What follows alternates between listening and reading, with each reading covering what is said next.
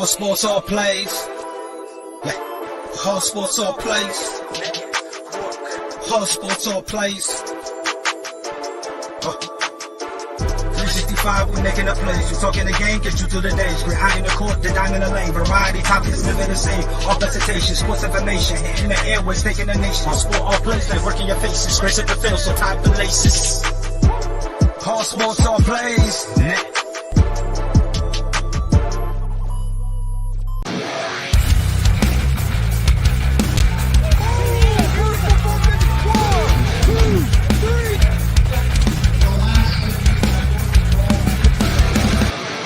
That'd be absolutely devastating. Oh!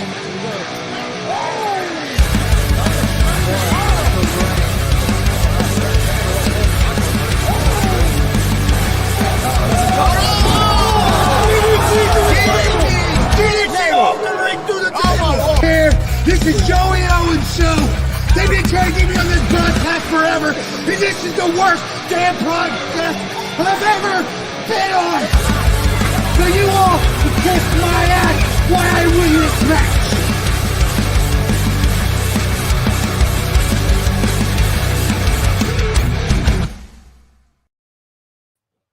All right, welcome to G.W.R. Gonzo'S Wrestling Room, Monday, February 26, 2024. I'm Chris Gonzalez, joined by Tony Gonzalez, also joined by Marcus Fine, Justin Danger, and Austin Gonzalez. How's it going, guys? What's up? How you doing? Well, everybody out there, we'll go ahead and get started. We'll start with our independent pro wrestling report, and we'll let Marcus start off with that. Well, we need to wish Kelly a happy birthday. That's correct. It's actually Kelly's birthday, so. Yes, happy birthday, Kelly Fine. All right, I got all kinds of results to cover here, so let's see. Marcus, how old is she? About 26? No comment, dude. Come on. You don't go there, Tony. I guess 26. She can't be no older than 27. He had to get the happy birthday in there because he's afraid of that cane. Cane, yeah. You don't get hit in the head with a cane. Yeah, that cane, I think it's about time to replace that cane. I already kind of did a number on it. I don't know how much longer that cane's going to. We may have to have a second one come into effect here soon. But all right, let's see. Friday night at the Dub. Full house. Friday night. Logan Myers defeated Cameron Saturn. Pogo won a scramble match that included Waterboy, Cameron Cross, Too Loud Timmy Jackson, Timmy Turner, David Cross, and Damon Jackson. Saw some interesting scramble matches this weekend. We'll get to that. I got funnies to tell you about that anyway, too. So Jackson Morgan and Phoenix defeated Ashton Adonis and Dylan Bostic to become the number one contenders for the WCW tag titles. Vinny Vachetti and TJ Powers defeated Ruthless Domination in a chairs match. Yeah, that's okay. Yeah. Leela Feast defeated Carter Kaufman. Savage Love defeated Cecil Cerveza and Jason Levi, non-title match.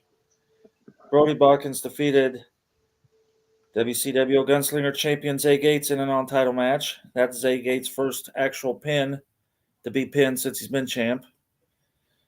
And Jordan James and Kenneth James defeated Max Sterling and Hidari in a Mars Hill Mayhem match. That was interesting, too. All right, the show we were all at. The FEW WCW Wrestling for Cody fundraiser in Greenfield on Saturday. Zay Gates defeated IK3. Ruthless Domination defeated TJ Powers and Scarecrow. I'll have to skip that. We'll come back to it. Phoenix defeated Cecil Cerveza.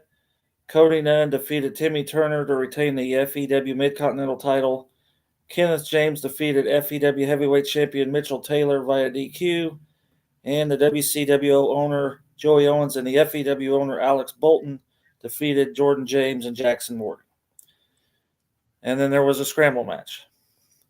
Cinco won a scramble match that included Waterboy, Cameron Cross, Willie Lose Again, and Brody Botkins. Go ahead, guys. It was very interesting. Austin, you're bigger than Seiko. Cinco or whatever the hell his name is.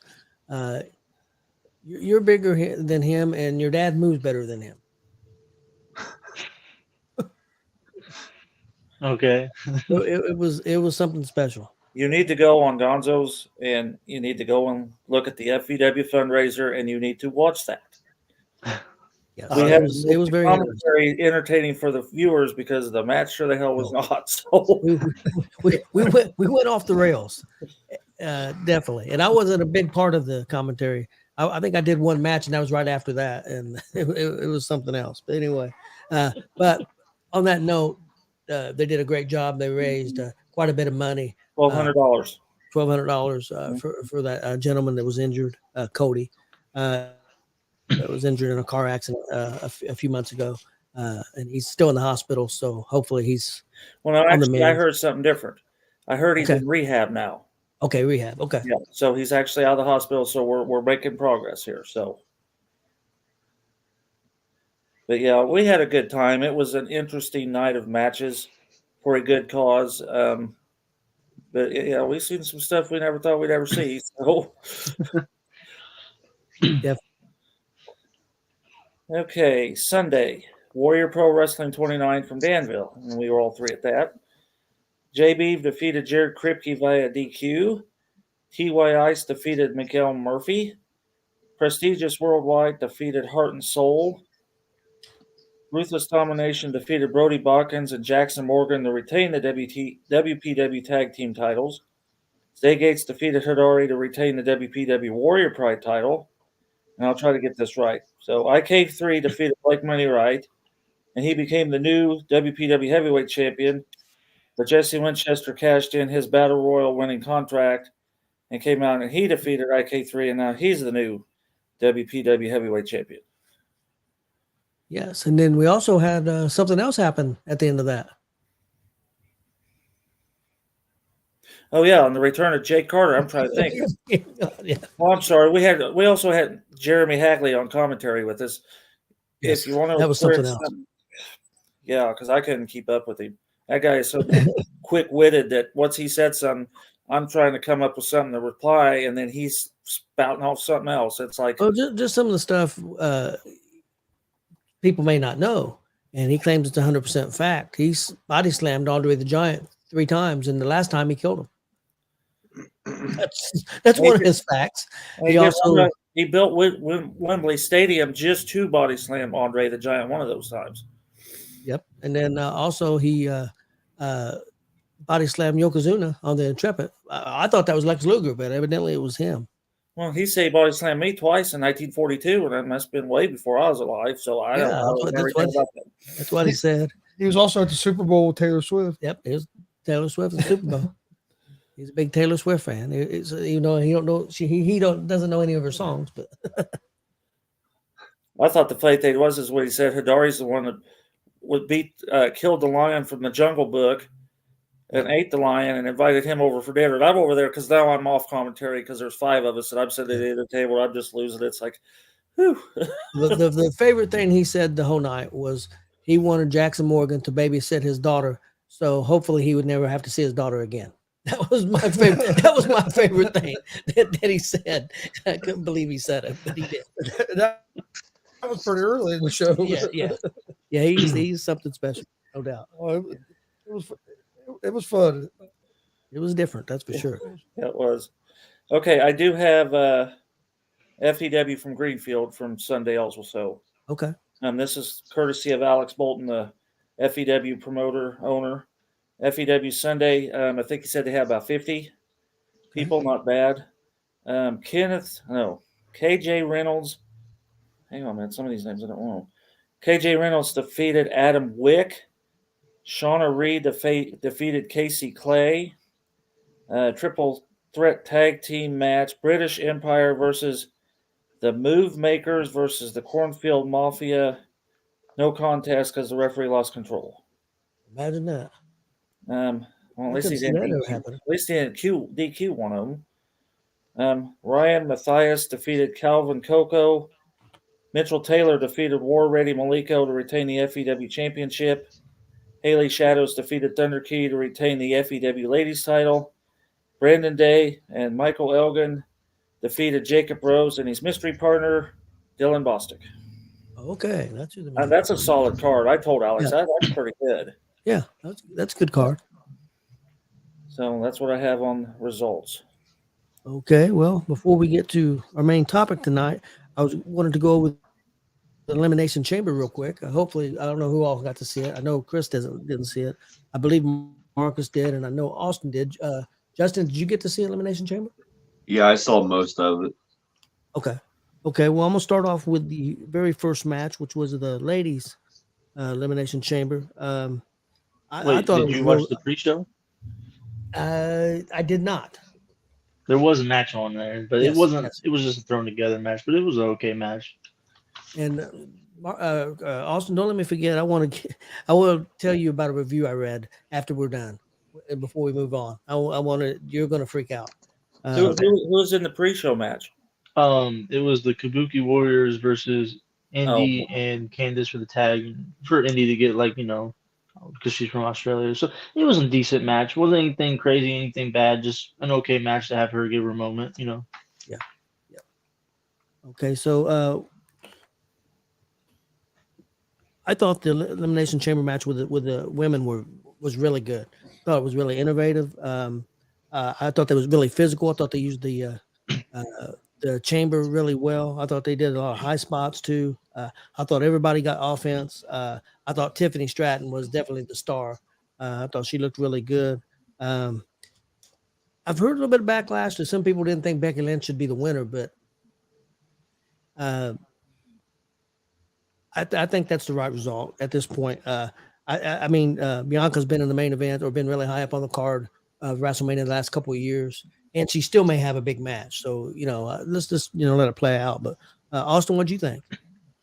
Yeah, I thought it was a good match. I was definitely the more flashy moves, like you were saying, of the chambers, which I think was good with the women that you had in there. A lot of them were very smaller and high fly, like half of them at least. I think Tiffany was the MVP for me.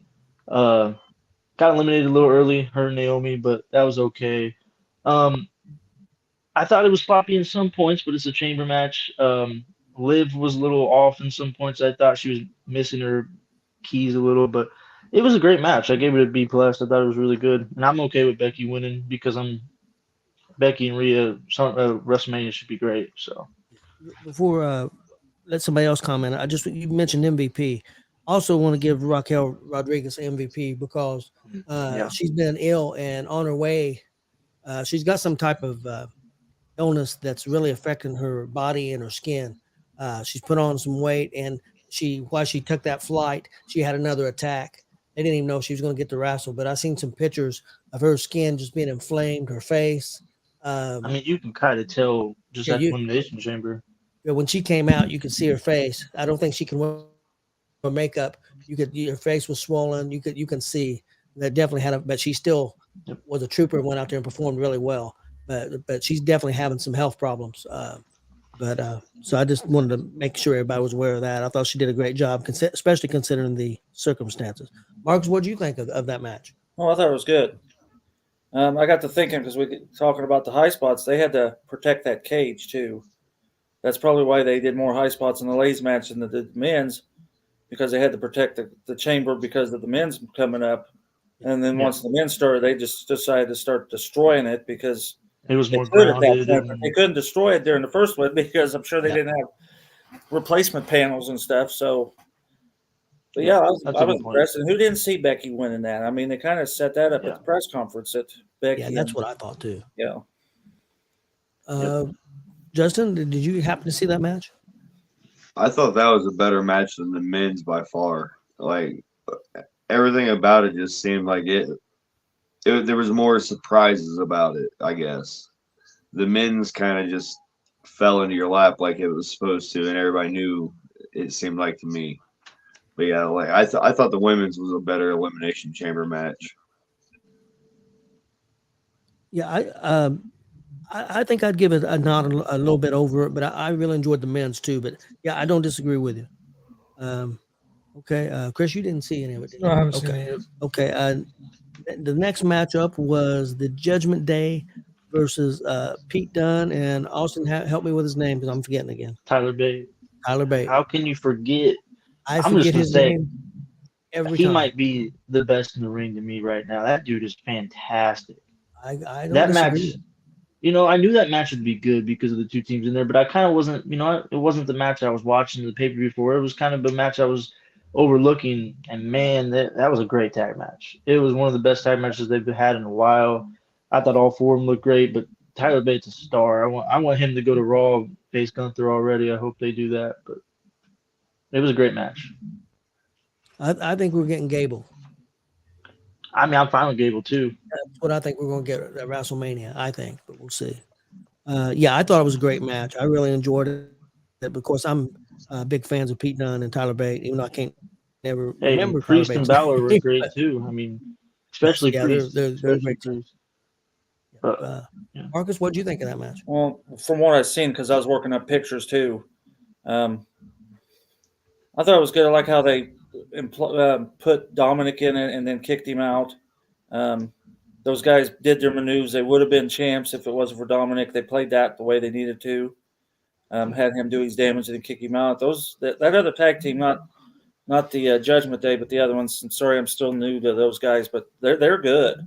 Yeah, I agree with Austin. They're good, and I bet they will be the next champs.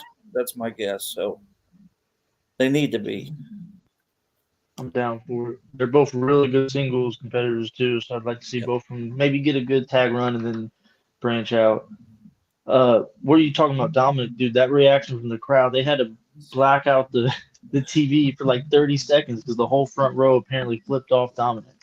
Well, and I thought when he was announcing them too, they were so loud you couldn't hear who he was announcing. I mean, they were loud that they were drowning out him trying to announce his team, and I thought that was funny. He is awesome. Yeah. Before I watched the pay-per-view, I was at work. All I kept seeing was comments saying this crowd was dead, and I was like, oh, I'll wait and watch it. People are crazy. That crowd was dead. The crowd was great. Good. Yeah, I thought the crowd was good too. Justin, did you happen to see that tag? No, actually, I skipped that match. Okay. Yeah, it was a good match. Next up, we had the men's elimination chamber. I really enjoyed the match, and I really liked the finish. I liked the way they set up a couple matches for WrestleMania. I enjoyed him using the brass knuckles and knocking out Orton. Looked like Orton was going to win it all, but I really enjoyed the match. I will admit that I thought the ladies' match might have been a little better, but I thought both matches were real good. Yeah. Okay. They were both really good. They're about the same for me. The men's was different in a way that, it wasn't as flashy and stuff and maybe as entertaining in terms of the wrestling as the women's, but the stories, like you said, the setting up future matches and stuff, and it was interesting. It was a different thing what I was expecting for the men's, but I thought it worked out. It was different, but it worked. I thought it was pretty good. Even Randy is the greatest seller of all time, or he's hurt though. That dude was playing that back. Yep. Yeah, he was. Marcus, what'd you think? No, I thought it was great. I wish Logan Paul would have done some more jumping because he's a good high flyer and he didn't. He had the opportunity and he didn't do it. But I like how Kevin Owens and Logan got in that pod, and they got to beating the shit out of each other in there. And to set up the matches Orton and Logan Paul and AJ and Drew. LA Knight. Who is it? It's LA Knight. I was trying to get my players. Yeah. Owens and I love how they did that. Owens and Paul have just great chemistry. I mean, they have great chemistry together. Just I mean, it's just great. Now, do you think they do just Logan versus Randy at WrestleMania? Do you think they throw Kevin in there and make it a triple threat for the United States Championship at WrestleMania? They might. I've seen people going back and forth on that. I think that'd be pretty good. Yeah, it'd be all right. I'd be all right with that. Justin, did you happen to see that match? Yeah, I didn't care for the two basic screw finishes that they had with Logan Paul and AJ. I get why it was there, but it's a hell in or elimination chamber. Like nobody should be entering and exiting basically unless they're pinned. And that was one of the things that really was like stood out to me, I guess. But I look at everything a lot different than most people do. Yeah, I understand what you're saying. Some people didn't understand why the thing was open, but they came in. They came in to It get was- Bobby Lashley. They Yeah, had it 3 was open referees to come lose, in, and and they were helping him out. And then here comes Styles. So they did set it up okay, but I do understand what you're saying. Can I do a nitpick? Yeah. Why the hell's the damn door the size of a garage door? I mean, seriously, you could have drove a truck into that thing. Yeah. yeah, I don't know why it is so big, but it's been it's that way for always quite a been while. like But I that. don't know Yeah. why. I don't You know got why chains. it That's is it. so You big. can't tell me. Well, maybe they ran out of chains somewhere. They had to make a big opening. I don't know. I told you. That It is was a good question. Then the last match, Nia Jax and Rhea Ripley. I really enjoyed the match. I thought they did a real good job of setting it up. I thought they played it great. Of course, Rhea in her home country was a big fan favorite. I thought it was great that they took shots of her whole family and friends. I think they said there were 17 of them all together or something like that, sitting there at the front and second row. I know Marcus and Austin's not big Nia Jax fans, but I thought they did a really good job. That's probably the best I've seen Nia look. And that may have a lot to do with Rhea, but I thought it was a good match, and I'm glad Rhea got to do the main event. So I thought it was set up very well. Yeah, first thing, yeah, I'm happy that they gave them the main event. I think that was the right decision. I think it was the best way to end it. Yeah, it was better than I thought it was going to be. I'm not a big Nia fan, but it was probably her best match I've seen her do. And I'm not gonna, I have to give her credit. I'm not gonna give it all to Rhea, but I think it shows how good Rhea is. Because man, she doesn't really put on a bad match. She's great. Yeah, it was entertaining. I give it a B. I thought it was a solid match. What's up, Billy? Justin, did you happen to see that one? Yeah, Rhea's by far the best women's wrestler right now. Like, I agree 100%. without a doubt, you can even put her back in the Attitude Era. She's the best wrestler. Like anybody, she can work with. And I don't care for Nia Jax, but this was a really good match. And like I said, Rhea just is on top of everything right now. I agree. I think she's the best woman wrestler right now, and I don't think and I like Becky, and I like Charlotte, and I like a lot of people. I don't think there's anybody close to her on the total package right now. There's nobody close to her. And that's almost including a lot of the men. She might be number one in the sport period right now. Honestly, she's really close, or she's not. What I wanted to touch on, I read a review from Wrestling. It's a website called Wrestling Link. It's one that I followed a lot over the years, and they did their review based on the results of each match. Okay,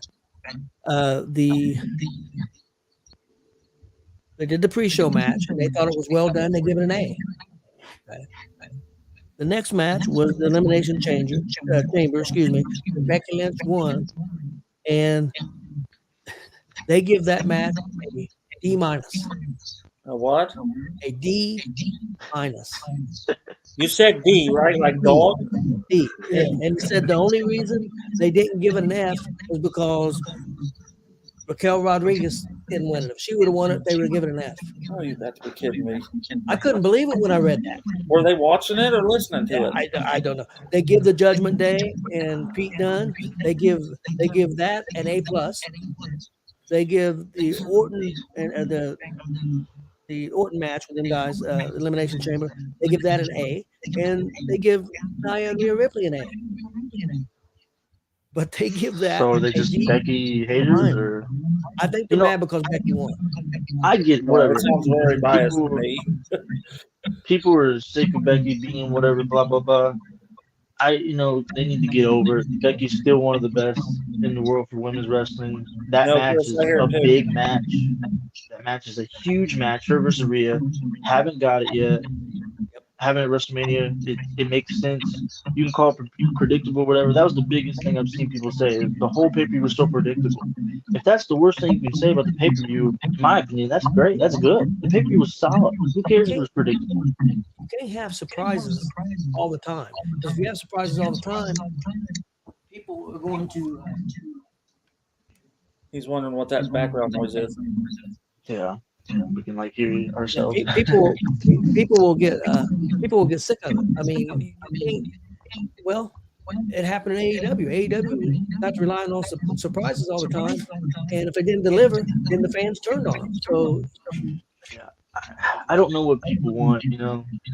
well, some people said they thought Tiffany Stratton should have been go to WrestleMania. She's not And ready for that. you know what's funny is though, a week ago, all I was seeing comment wise from people that just watched main roster stuff were hating on Tiffany until Elimination Chamber. All people that watched her NXT and stuff were excited. Like me, I was ready for her. I knew what she was. But a lot of people that only watched Raw and SmackDown were hating, saying she was overrated, saying she's terrible. And then now they're saying she wants her to win the you know. Well, she's only 24 years old. She's been in the business maybe 2 years. She was originally trained by Ken Anderson, Mr. Kennedy. That's who originally started off training her, and That's interesting. she's fantastic.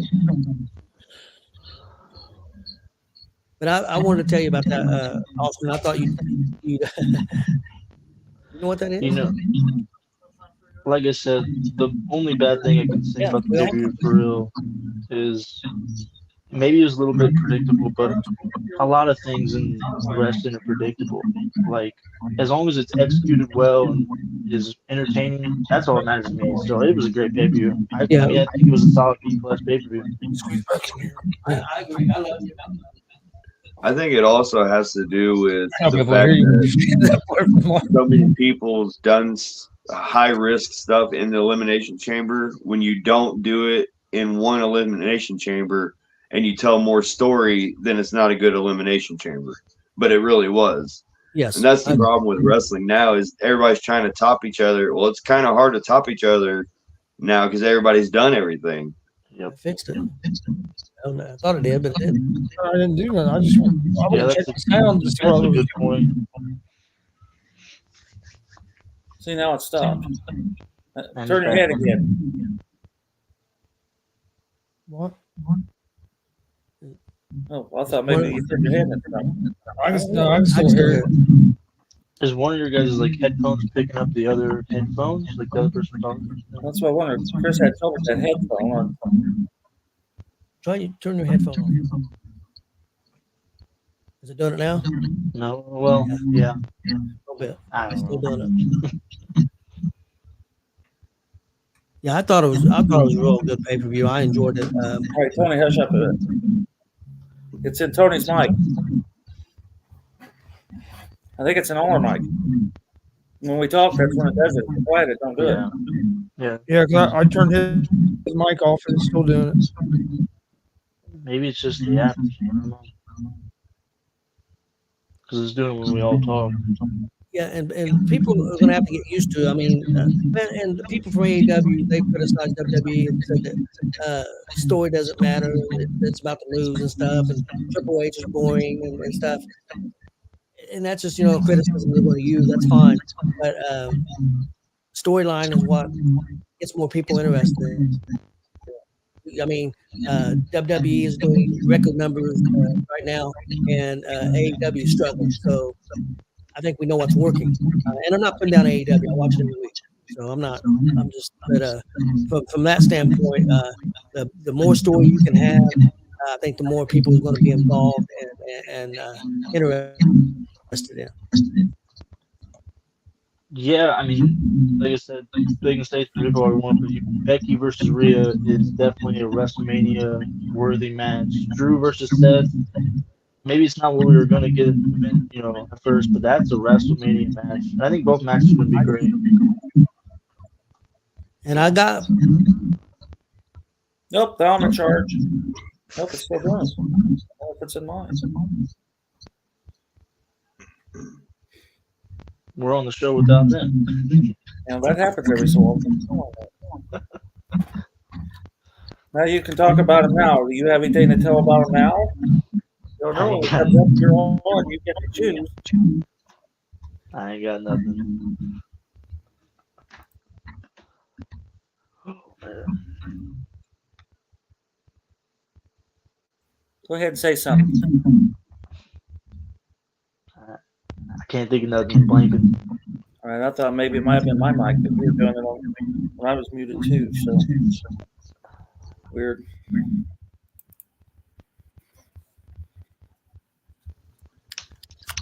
Should be back on. You're on, but it was doing it while you guys were on. Yeah. He didn't mean to take us out. Well, I was trying to fix the sound, and I knocked this out. Yeah, It's my gotta be- prediction is, maybe going off on this, but I think Drew's going to win the belt. I think Priest is going. They're going to lose the tag team title. Priest does not like Drew, and I think he's going to cash in and take the championship from Drew. See, I think the way they're going to do it is Priest is going to enter the match during the match, like Seth did, and do what Seth did to Brock and Roman and cash in, make it a triple threat, and cash in during the match at WrestleMania and win. That's what I think they're going to do. That's possible. It should be a lot of fun. Well, we're going to move on to our topic. Hopefully, people can hear something. We might have to just wait. Sounds. You want me to do this thing about the Pirates? I couldn't. What'd you say, Margaret? You want me to do this story about the Pirates?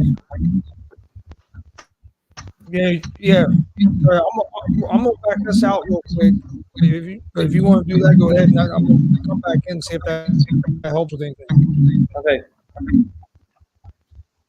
So Kelly and I was sitting here talking, and I said, I wonder how they got that cage over there. If they built a cage in Australia, or if they took the one from the U.S. over. Did anybody hear about this story on how that cage got over there? Well, they originally was going to ship it through the Suez Canal, but the pirates said that ain't happening. So they had to reroute how they got it there, and I guess they put it on a truck in Miami, drove it to L.A., then they stuck it on a ship and shipped it over to Sydney. They had to take it the long way because the pirates wasn't going to let them bring it through the Suez Canal to Australia. So I don't know what they would have done if the pirates got a hold of the cage. Then they couldn't do demolition chamber when the demolition chamber was literally seized. That's interesting. That'd be a better story, anyways. Be interesting to see what they came up with. Because like they said, it took like 6 weeks to put that thing together originally. Because you got to link all them things together. Oh, yeah. And then we were talking at, I think we was talking at lunch yesterday. Somebody had said that they had taken that thing apart after the women's match was over to run the men's tag team and then put it back together, and we're all saying, oh, that's bullshit. I said, if you look behind those screens, you can see it. They lifted it. Right. There's no way they could have taken that apart 10 minutes and put it back together. When we talk, No, it would have been set next to the ringside. Well, yeah, if you ever done They it, ain't gonna carry it all the way back to the back and then carry it all the way back to put it back together. yeah, in 10 minutes, it's like, no. If you ever dealt with a cage, you know that's not how it happens, even a standard cage. Right. You want us all to back out one and see if it helps?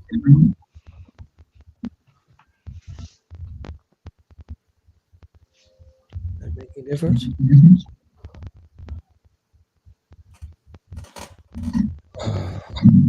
No, I don't know what's going on.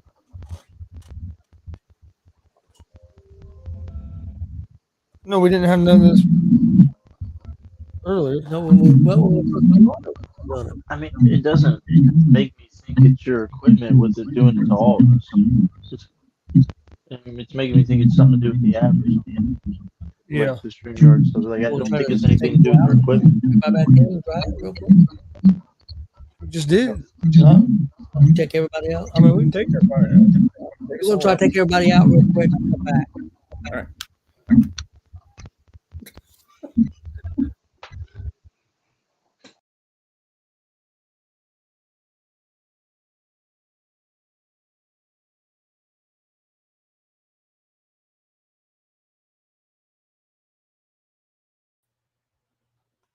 One, two, three. Hello? One, two, Hello? three. It's not me. Yeah, it's not doing it right now. Uh-oh. Is it me? I think it's you.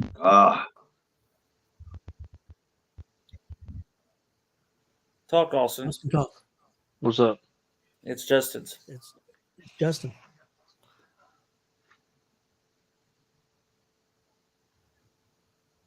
One, two, three. Yeah. Yeah, it was Justin.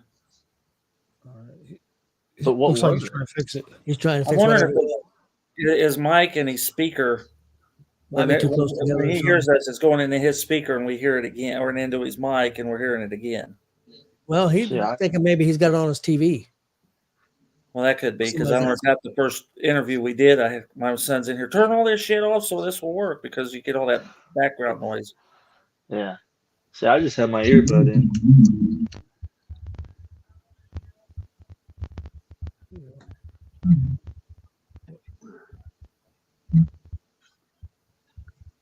Thanks. Oh, Can you hear us?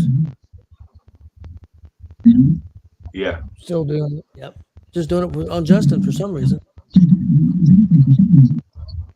Yeah, I don't know.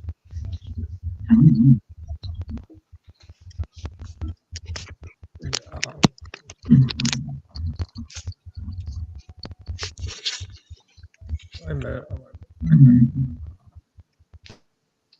That help anything? I think so. I don't Yeah, hear He's doing it anything. right now. Maybe it's just hitting these walls right, and the acoustics in that room was. Say something, Justin. Is that any better? Yeah, I think Yes. it must have just been bouncing the wall right. Okay. I don't know. Okay, guys, we'll get started real quick My on fault. our. My fault. Oh, you're fine. Well, no, I went to your settings and it had echo cancellation on. I turned that off and it quit. So No, it was Chris's Oh, fault well. then. We should have known, Tony. It was Chris's fault. I didn't change nothing. It's It's your fault. how it's always been. Although, hey, Marcus, you see that happen before. 30 seconds before the show goes live, everything's fine, and then we go live and nothing would work. No, Yeah, I remember. I I was remember. about ready to throw the whole. I was about ready to tip the whole table over that night. that was a rough night period anyway. Though. Stop. Also, I'm gonna let you go first because you're gonna have to get out of here in a little bit. I know you got a meeting you have to go to at work. What we was talking about, or our topic tonight, was wrestling memories, things that stood out to you, maybe as a kid, maybe as a teenager, maybe as now, and this that type of stuff. Yeah. I wrote down everything I could remember. Memories of going to, mostly memories going to events. Big one, SummerSlam 2008. Us three went to, in Indy. A great pay-per-view. Just a rundown. MVP versus Jeff Hardy. Glamorella, which is Beth Phoenix and Santino Marella versus Kofi Kingston and Mickey James for the Intercontinental title and the women's title. Whichever team won got both. Matt Hardy versus Mark Henry for the ECW. CM Punk versus JBL for the world title. Triple H versus Great Khali for the WWE title. And Batista versus Cena, first time ever. And the main event, Undertaker versus Edge, and one of the best, probably the best match I've ever seen live in a Hell in a Cell match. I think one of the best Hell in a Cell matches too. That event was great. We were about the 12th row back. In the regular stands, they had like the seats on the floor, and then they had the regular. We were about 12 rows back. Great seats, Yep. right in the middle. It was perfect. It was definitely the best experience I've had.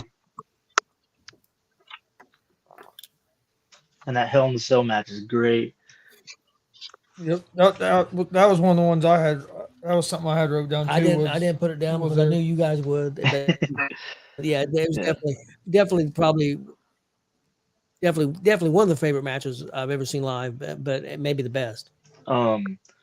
Also, a couple live shows at Ball State. I remember at a Ball State, a live event in Ball State, second row. I don't know how we got second row. Maybe Nana hooked us up at the time. think so. She was, but I remember a steel cage match between the Big Show and the Undertaker.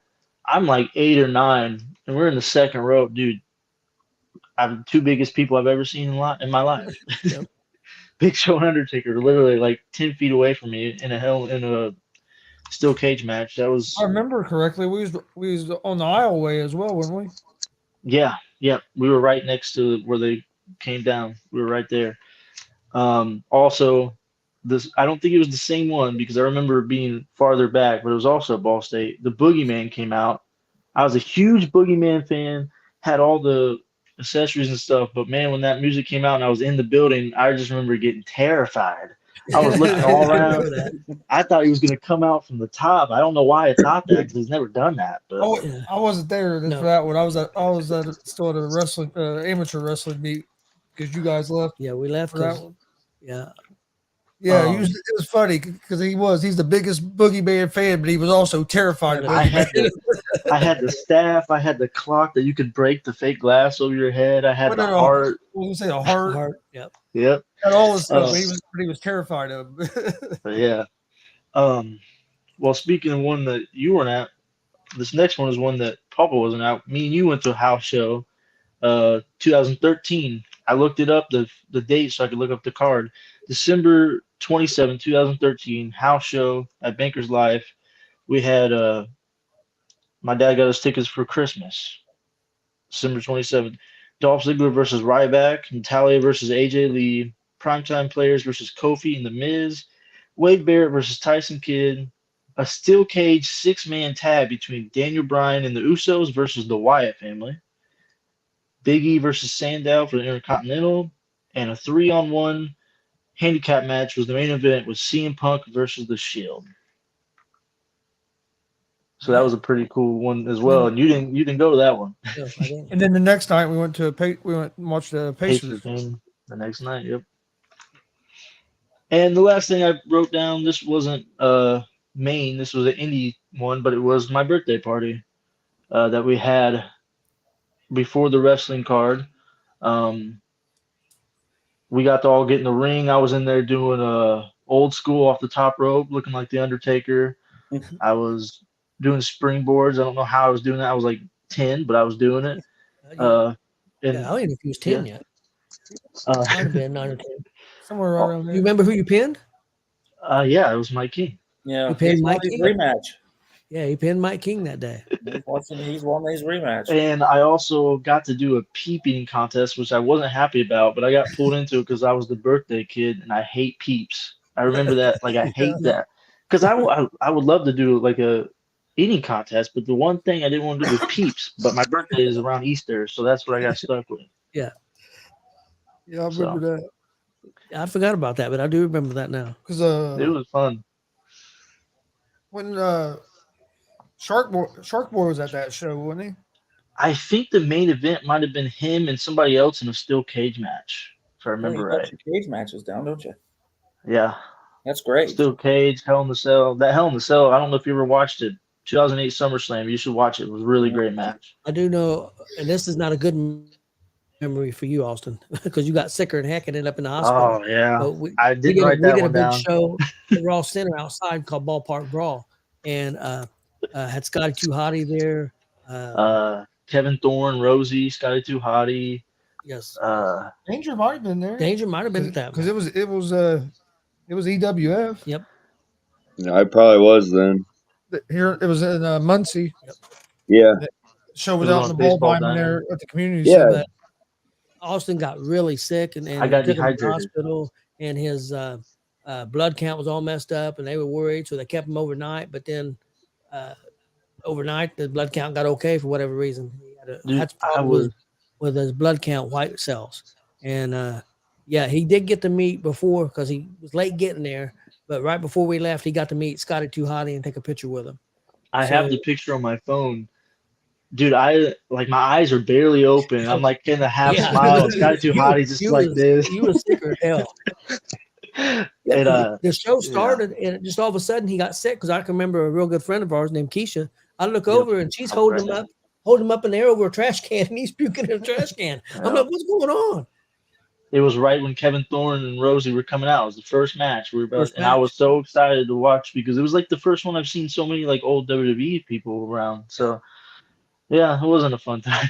No, it was not a. I didn't think you had that down as a good memory. It's a memory though. It's a memory. It's there. Yeah, definitely.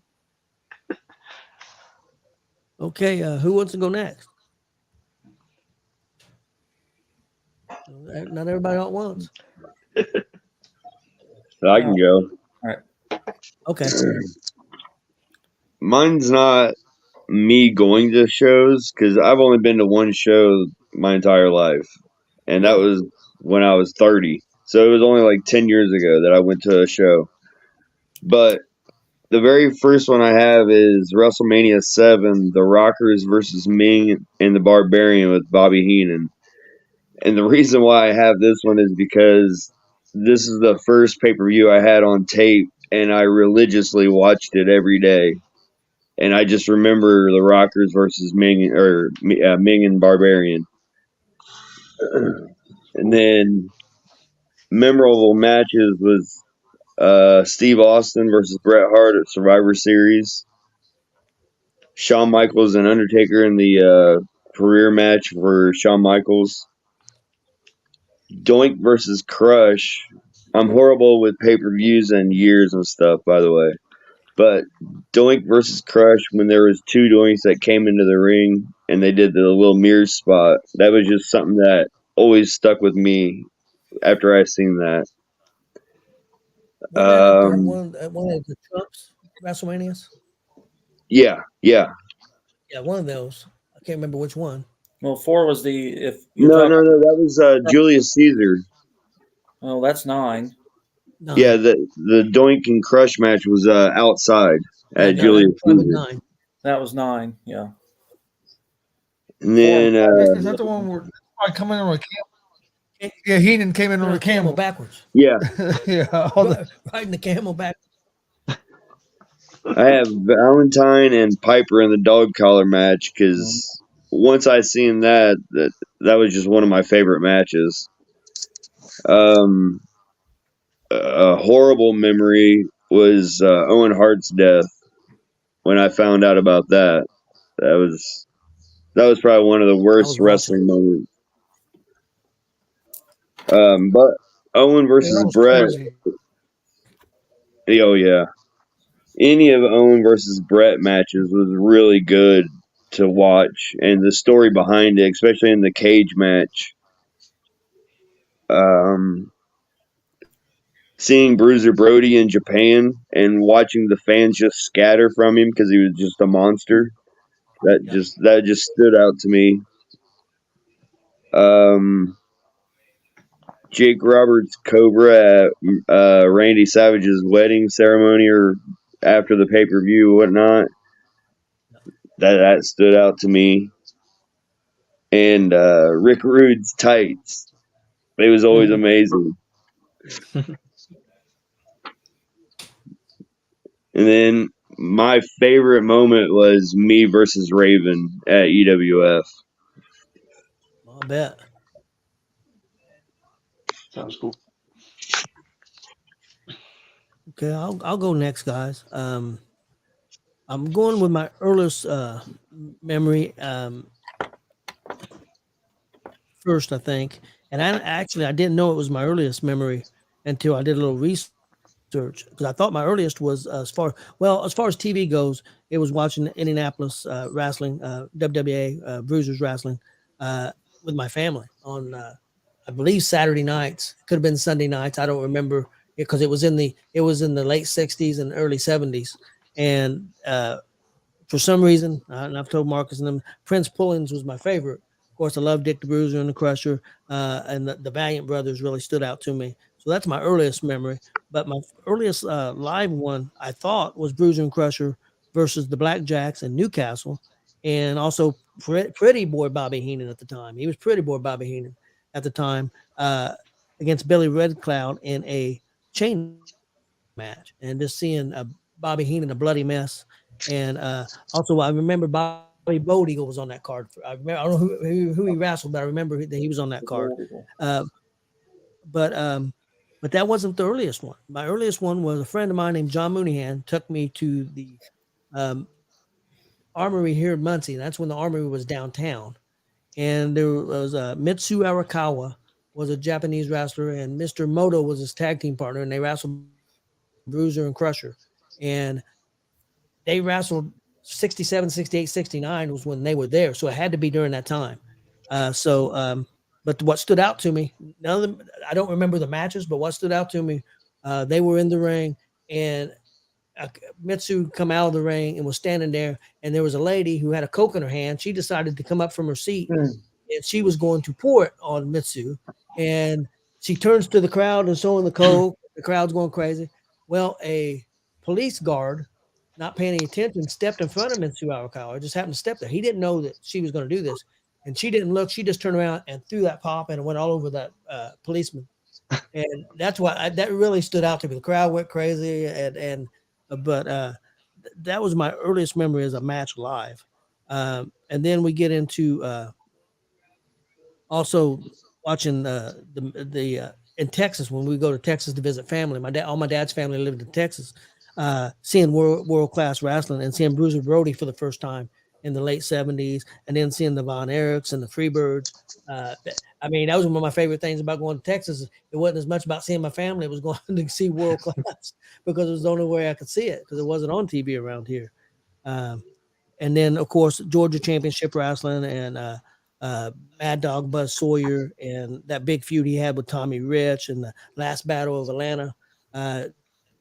Just was crazy. Really, I think that feud was, I believe it was like 2 years long, and it was just nuts.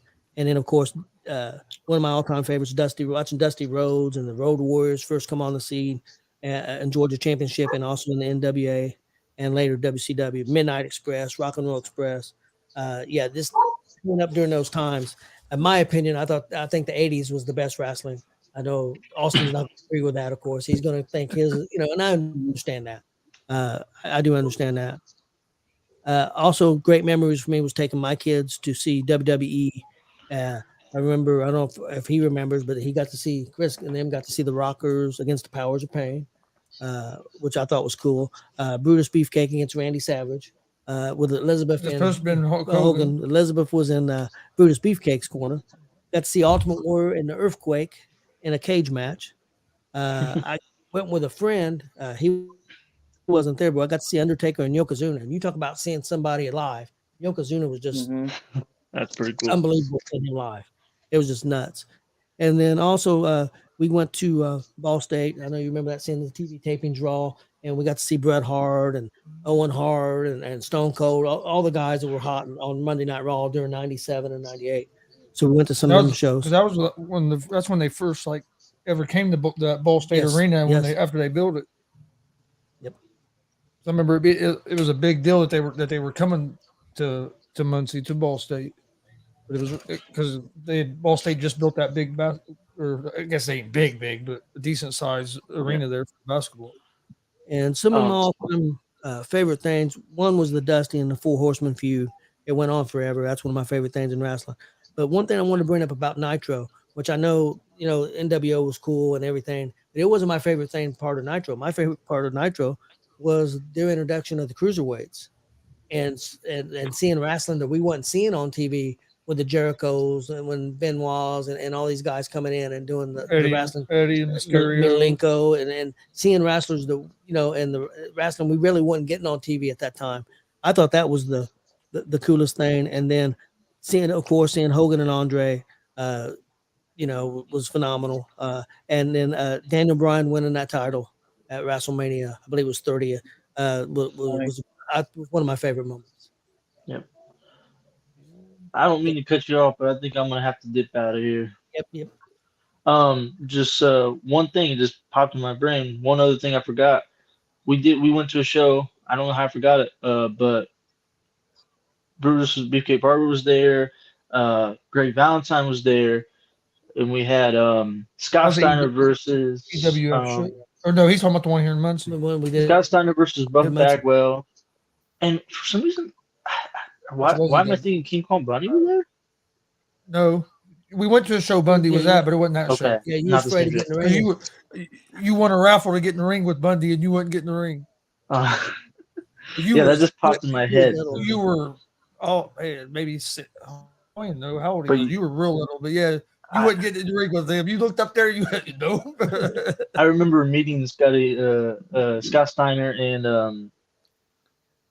and Buff Bagwell. Both of them really nice, but Scott Steiner it was funny because right before me, I seen him kind of get a little, maybe a little rude towards this adult. But then I came up, nice as can be. He was as nice as he could be to me. So that was a cool memory because I was a big Scott Steiner fan growing up. But yeah, all right. Beefcake was a different show.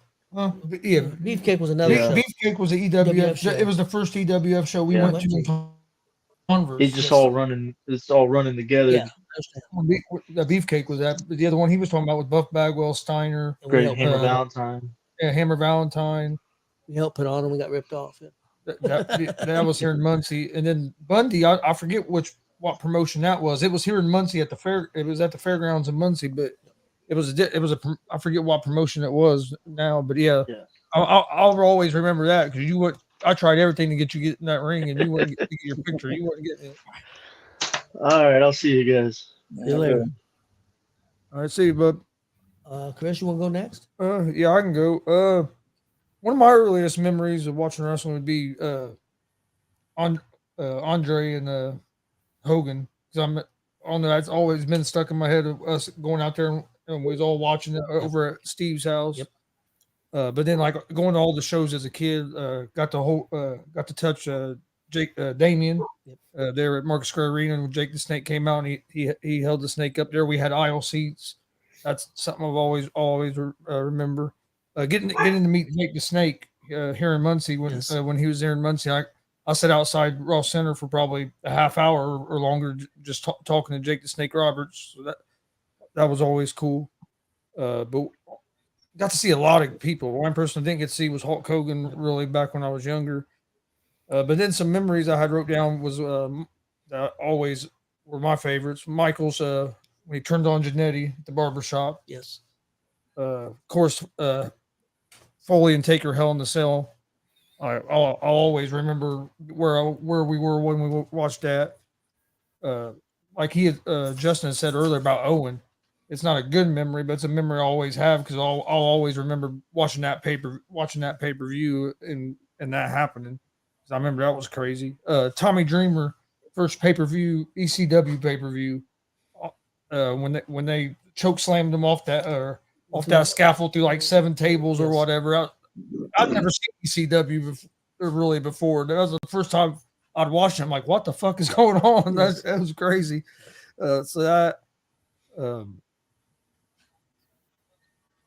Like Austin said, going to that SummerSlam and the Undertaker and Edge Hell in a Cell where he choke slammed them through the ring and the fire came up. You could feel the heat off the flame in the ring. Where we was at. Kurt Angle when he had the hat on singing. That's what I'll never forget. Yes. I'll never forget that. One of my favorite things. And the DX press conference where they came out before the show and we're talking about all the words they can't say. That was and then said them all. Yes. That was an indie. I was there that night. Yep. I wasn't there. I remember watching that on TV, and I'll never forget that either. But yeah, that was the one. That was the most one. Marcus, but yeah, like going to Marcus Square Arena. How many times do you think we went? I mean, we went quite a few. I'd say probably at least 7, 8, 9, 10 times. We was at Marcus Square Arena. I miss that place. Yes, I do too. Real quick, I wanted to cut in, and I hope you don't get mad at me, but one of the fun things for me too was taking my kids when they was little to the wrestling shows. And I can remember one Halloween. I don't know if you remember this. You dressed up as Sting, and at that time, my son Jeff's favorite wrestler was the Great Muta. So he dressed up as Muta. He dressed up as Sting, and I remember taking him trick or treating. And also, he was so into the matches. He'd be twisting his fingers, his hands, and I mean, it was just the facial expressions. I mean, just so into it. So it made it great for me too. For my kids to be so into it too. I was a big Sting fan until he wasn't a big NWO with that stuff. He went into the dark Sting. He was more. I like the Surfer Sting. What'd you say? Surfer. The Surfer Sting is who I liked. I didn't care for the Crow Sting and all that. I like the Surfer Sting. That's how I am too. Well, I think it was because when they done the Crow Sting, it was so slow. All they kept doing was having them stand up in the rafters. It took too long to go anywhere with I think it was like a year. Yeah. It took literally a year, and then the pay per view, the one match he won. And they messed up that finish.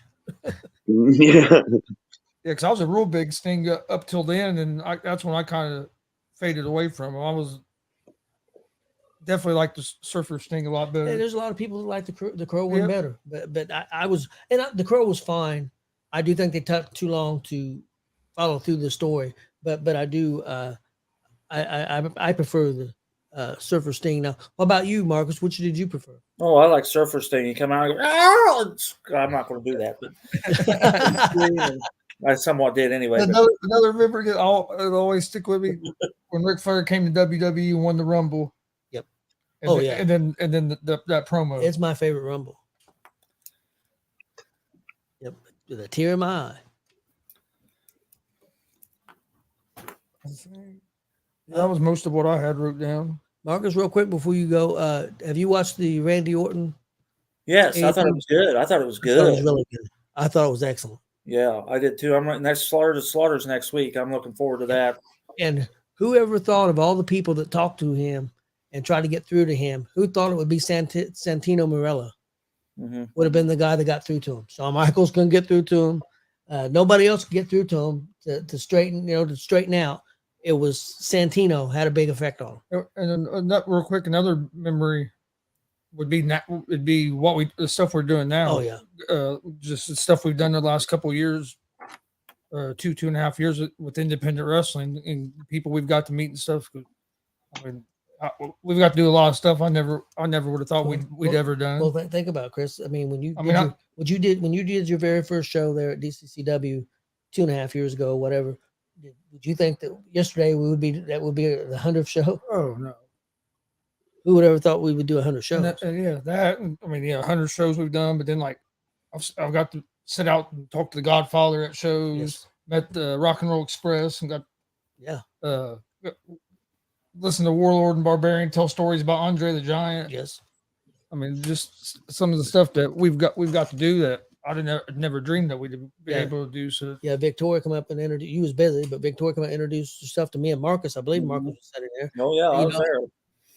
Went out of her way to introduce herself to us because we was doing commentary. Just amazing. Okay, didn't mean to cut in on you, Marcus. You can go ahead. If you got those memories and you remember them, throw them out there. Yeah. All right, we're ready? Yep. All right, I'm going to play off some of you guys. The Owen Hart thing, this will be the 25th anniversary here in May 19th. I think is the day for that. May 23rd. It's actually my birthday. Okay, but it'll be 25 years this year, sadly. Justin, you brought up WrestleMania 7. I always liked Savage and Warrior. That was Savage and Warrior retirement match. Miss Elizabeth Reed, and that's the one I loved on that one. Yeah. And that was an outstanding match. I love that WrestleMania 7. Warrior. We're getting to watch Warrior.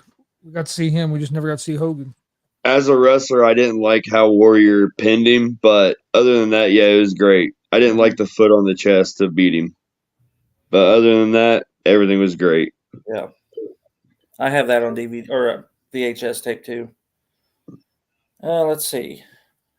All right, well, I'm going to stir the pot here, Gonzo boys. I've seen Hogan wrestle in person, and this is just the ones I remember.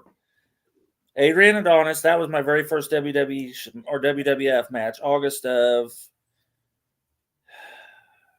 86. Hogan versus. I can tell you this: it wasn't any of the shows we were at. And see, so I see him wrestle Adrian Adonis, Sergeant Slaughter in a boot camp match, Paul Orndorff when they were fighting and they're coming out to the same music.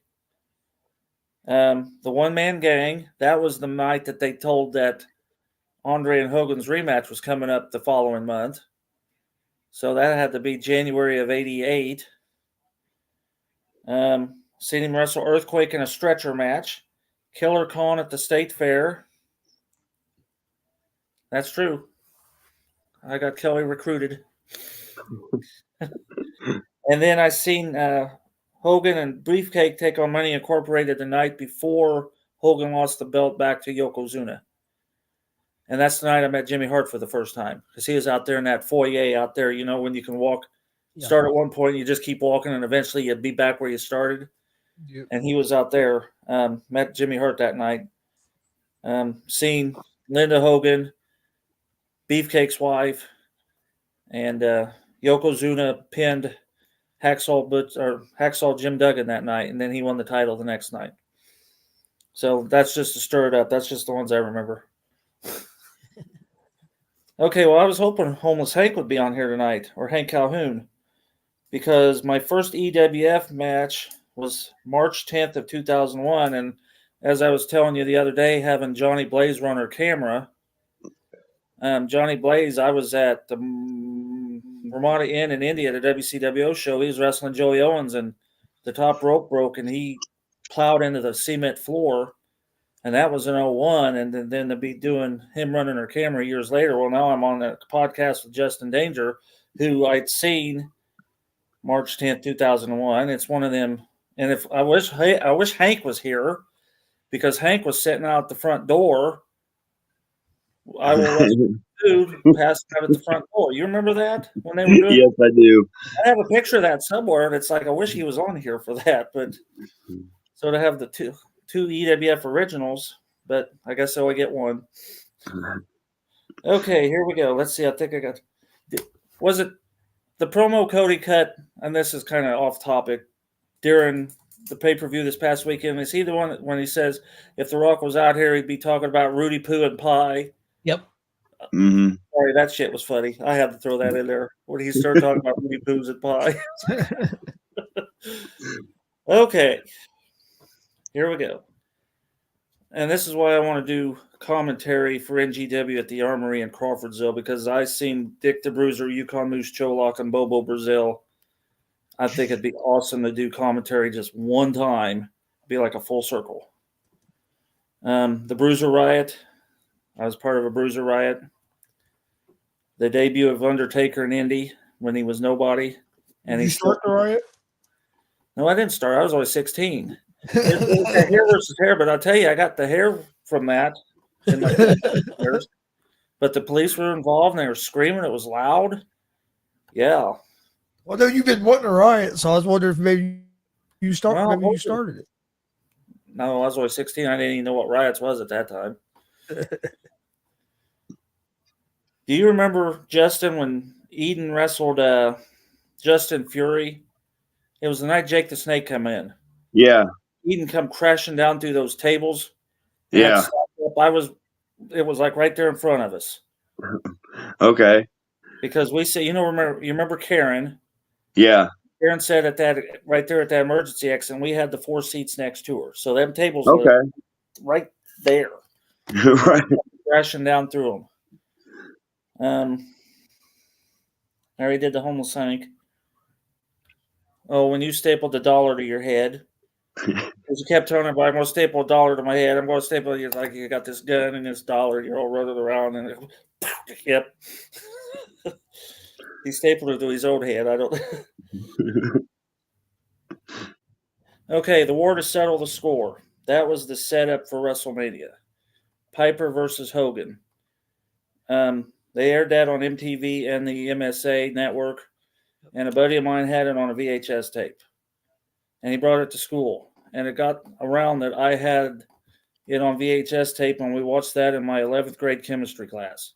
The teacher said, you go get the tape, and he wheeled in a VCR and a TV, and we watched that in my chemistry class in 11th grade. The AWA match, Coliseum at the Fairgrounds, Sergeant Slaughter versus Boris Zukov. They had a battle royal that Scott Hall won, and I didn't even realize Scott Hall and Razor Ramon was the same guy till years later because he had such a different look. He had that Magnum look. Throughout his hair and stuff. And Baron Von Raschke took on P.S. Michael Hayes that night, too. At the NWA, Sting versus Flair. The Road Warriors versus the Powers of Pain. ECW, Taz came in and pinned Mike Awesome for the ECW title. Well, neither one of them was under ECW, right? Yeah. In Indianapolis. Yep, I was there for that. When Austin pinned Kurt Angle on Raw. That was in Indianapolis as well. Who brought up the press conference with Michaels and Triple H China not being able to cuss? That was the same night that they threw the New Age Outlaws through Cactus Jack and Chainsaw Charlie. into that That's right. dumpster and rolled Yep. it off. That was the same Yep. night. We was there in Indy. A lot of stuff happened in Indy. It did. And it was all Market Square Arena. That place was a hotbed. Mm-hmm. There was some of that. Buried Alive match. Yep. That Buried Alive match was awesome. And Ricky Steamboat versus Brian Pillman in a cage at the Coliseum. And that's just page one. That's all I wrote down because I didn't want to be like our question and answers was the other day. And Yeah. because I could go forever if I get to thinking about it. Yeah, another one I just thought of was when DX took the tank to WCWO. Oh yeah. That shit's gold. I'm telling you. that was awesome. One that I've just thought of, and I've said it before. You was there, but you was 5 or 6 years old. We went to the Muncie Fairgrounds, and it was a Bruiser show. It was one of Bruiser's last shows. I'm not gonna say his very last, but one of his last shows. It was him and Yukon Moose against Dr. Jerry Graham and Kent. Bulldog Don Kent. Bulldog Don Kent in a cage match. And crazy, I don't know why, but Yukon decided to climb up on the top rope. And Don Kent's down on the ground and waiting for him to jump off. Bruiser's on one side over here, and Graham is down on the ground where they beat him up. And Bruiser said, "What are you going to do?" He said, "I don't know." He said, "I'm not jumping and I can't get down." And they're all laughing. All four of them are just cracking up laughing. Don't know why Yukon went up there, because he wasn't going to jump and he couldn't get down. And and it's funny because they're just all cracking up laughing. We're all laughing. All the fans are laughing. And Bruiser had to finally help him down. It was unbelievable. I don't remember anybody else on that show, but I remember that. If you go on YouTube and you throw up Jim Cornette and Bobby Heenan, they're sitting at a table talking. And Bobby Heenan was talking about Yukon Moose. He said once he got in the ring, the rule was you don't go outside the ring because he couldn't go outside the ring. And he will take the pin. He's going to be the one that pins you, but don't do anything to get him on the mat until you're ready for that pin, because then he can't get back up. And they said he went to blade himself, and he went in his pants, pulled out the blade, and went. And it's like, okay, well, that was obvious because he pulled it out, crossed hands, done it. It's like, okay, you dipshit. So, yeah, there's a lot of Yukon Moose stories if you get to listen to those guys. Because I remember seeing Larry Sabisco and him at the racetrack. Yeah, in Anderson at the Speedway. Scott Hall was there. Henning was there. Sabisco was there. Yeah, yep. I mean, I was young then, but yeah. I remember that because they done it like right after the races. Something bringing that up is really not to do with wrestling, but real quick, both my sons worked at the racetrack selling Cokes and popcorn. They would have the little kids go around and sell the stuff. I don't know if it was legal or not, but they did it. And then paid them in hot dogs. Yes, they paid them money. Did you guys ever go to that arena, that EWF, when it was in the theater? No. Oh, man. That Eden guy I was talking to used to use flash paper, and he'd walk the back of the seats. Because the arena seats were still there. It's just they put the ring down in front of the screen, and he'd walk in there, and he'd get in there, and he'd throw that flame up. Yeah, he learned that just by us goofing around before the show. Yeah, there's a lot of good stuff in that arena. Uh-huh. Marcus, I'm going to put you on the spot. See if you can come up with something. What's your favorite EWF match? I don't know. I've seen quite a few of them. That Eden Justin Fury was pretty good. Oh, you'll have to get back with me because I'll have to really cipher on that. We should put you on the spot. You've seen so many independent matches. Make you do your top 10 favorite all-time independent matches. And a top 10 worst. Yeah. Well, you know what number one is? It just happens. Well, you guys was there when I kept trying to explain to Bruce about how bad that was, and I kept saying, "Hey, Casey, tell me about the scramble match." Everybody that happened to see that. Oh man, yeah, it was rough. That was Oh, one. no, it was weird because Maples come up with some crazy shit. He had a pie on a pole match, busted the Wicked Clown, and then he was sorry as hell because it took him forever to get the pie cleaned up off the mat. Well, And the watermelon, you remember when they brought Hank had a cheeseburger on a pole match too. I didn't see that, but you remember the watermelon? Eden? Uh-huh. Not Eden, that Mexican guy. It was so funny. He was on Raw there for a while too. El Vato. Yeah. Johnny Diaz. And see, I want to be a little PC incorrect here, but Maple sent this black rookie guy to go get watermelons, and he walks in the front of the building, and everybody gets to laughing because there's this guy of color carrying these watermelons in. But then they got to beating each other in watermelons, and people were getting smacked with the rinds. I remember it was hitting the wall, and Barry's wife at the time was getting pissed because that watermelon juice was getting everywhere, and Uh-huh. he started selling silly string in the gift shop concession stand, but he only did that once. Oh yeah. Yeah, because it was a bad idea. People started going to the Dollar Tree and bringing their own silly strings. that silly string. I got all over our equipment today. Was at that one show and that they sprayed it all over at our table and it got all over the microphones and the equipment and stuff. And it took forever. I was finding silly string it seemed like for 2 months. Well, that's like I say. They always sold it that one night, and then they took it off. But then people were bringing their own. It's like, yeah, that was a good venue. I like that. No disrespect to anybody, but that match the other night, that was hard. That was hard to. It was hard to watch, but it was hard to commentate as well because it was nuts. It was. Real quick, another memory I just thought of, and I'm envious because it didn't happen to me. My wife, and I've said it before, my wife took my daughter to the bathroom at one show, and they was getting ready to go to the ladies' bathroom, and Akeem, the African Dream, who had just wrestled, was coming out of the ladies' bathroom with Liba Lanny Poffo. He was in there using the mirror to comb his hair. He had just took a shower, and they went in there, and they're coming out, and they almost run into each other. And my wife got pictures with him. Of course, my daughter was really, really small, and I mean, she's smaller. She's smaller than me now. She's shorter than me now. So everybody knows how short I am. But she was really little, and we're taking a picture with Akeem, the African Dream, and he's got a hold of her hand. Her whole hand's almost bigger than her whole body. It was nuts. And then another time they went to the concession stand as the show was going on, and there's the Bushwhackers. And Bushwhackers are there at the concession stand getting a drink, and they got to meet the Bushwhackers.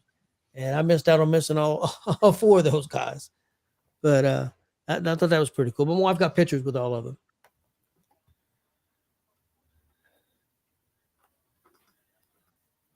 If you get to thinking about it, I got all kinds of stuff. Like I said, I got to find those pictures. I got tons of pictures from those EWFs more from the theater than I do the old garage. But that was just a beautiful setup. Yeah. I like the long ramp of it. Well, yeah, and you guys coming in on one side and us coming in on the other, and they did gimmick infringement night where all the guys played WWF, WCW guys, and that was the first night that I met Apollo Starr and Rob Kincaid. I was on that show. Who's the guy that used to wrestle with Jackhammer, the big tall guy? Grizzly. Yeah, he was Big Show, and he come down there and but he wore a set of tights that were really tight, and his wife's like, "Oh shit, his parts are showing." I remember her saying that because he was Justin Danger's worst match. It hasn't happened because I don't have a bad match. How many dog collar matches have you been in? Because I know I've seen you in at least 2 now. With Chaos's match, I think it's 5. And Kelly had a question. Kelly, I'm going with Kelly. I'm going against the grain. I'm going with Marcus.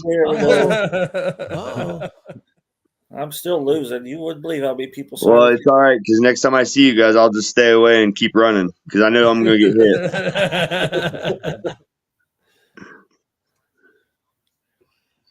Real quick, I wanted to give a shout out to our kind of our home base, me and Chris especially, which I know Marcus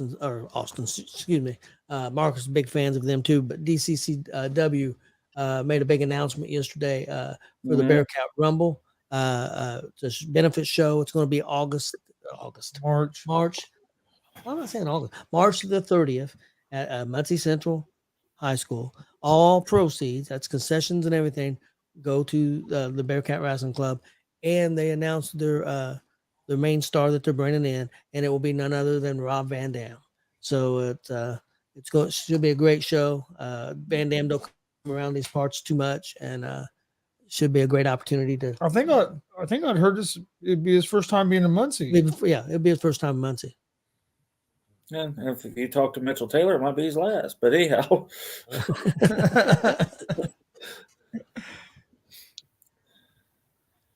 Yeah, it'll be my third Bearcat Rumble.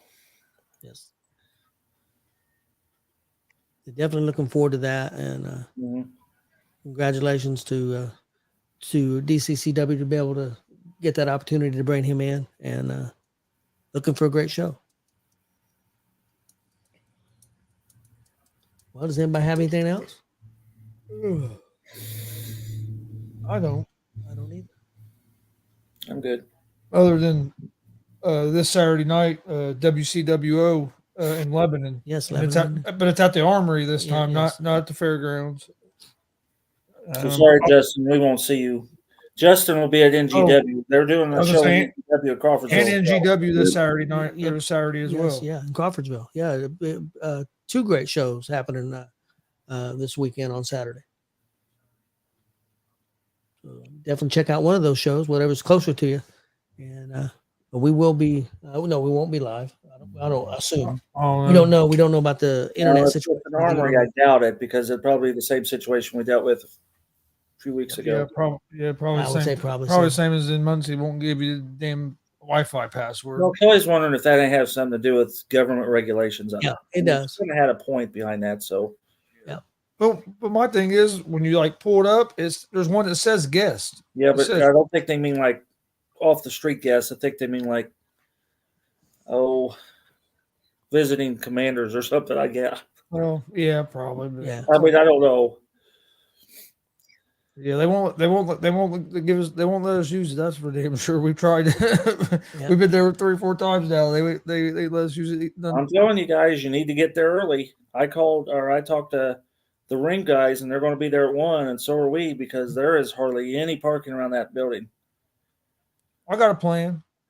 I'm mailing you a couple orange cones,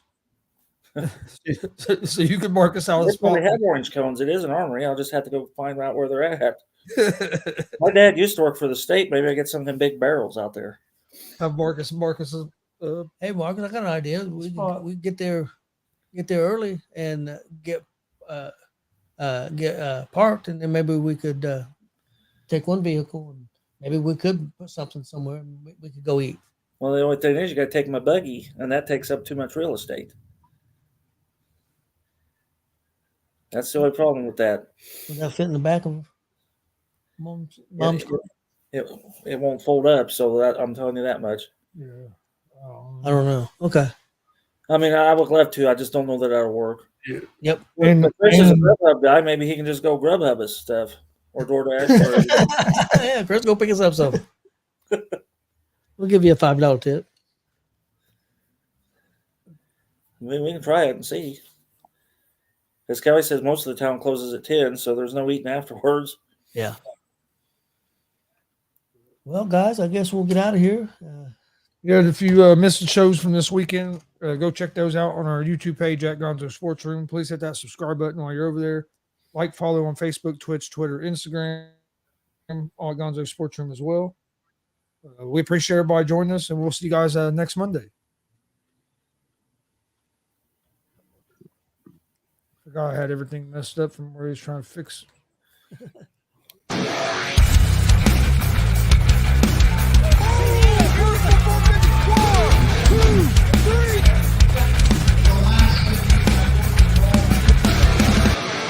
That'd be absolutely devastating. Oh!